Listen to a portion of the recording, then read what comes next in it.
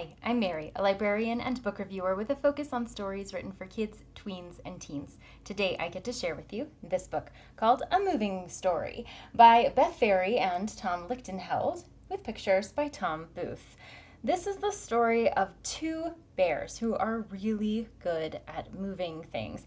Tiny and Pete are built just the right way to carry and lift big, heavy boxes, and they have the disposition to make sure that everything in those boxes is packed correctly and carefully. So one day they are moving a panda family and they're having a really good time getting everything packed up, especially because littlest panda is really cute. And the littlest panda has a pet turtle she calls Torky. So as they're going through their day, they find lots of ways to interact with one another. But once everything is all packed up, they discover that Torky is missing. So they are true to their word, the two bears, and they must carefully unpack everything in order to remain true to both their promise of making sure that everything is packed safely and to make sure that their littlest friend is happy again. This fun story is written by the duo that put together Stick and Stone, so if you're familiar with those stories, you'll recognize some similar qualities in this one. It's really humorous as you're going through the book.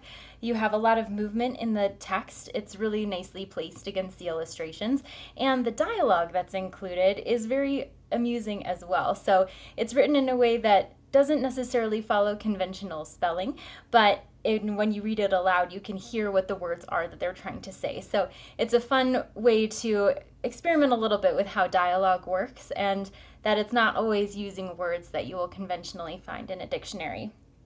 Also, the illustrations are really cartoon-like in their style, so there's lots of rich color. Each page is filled with lots of things to look at, especially as they're moving characters around. So you can see the dynamic nature of the illustrations, how the text pairs really beautifully with those illustrations as well. And just the characters themselves are really fun and kooky.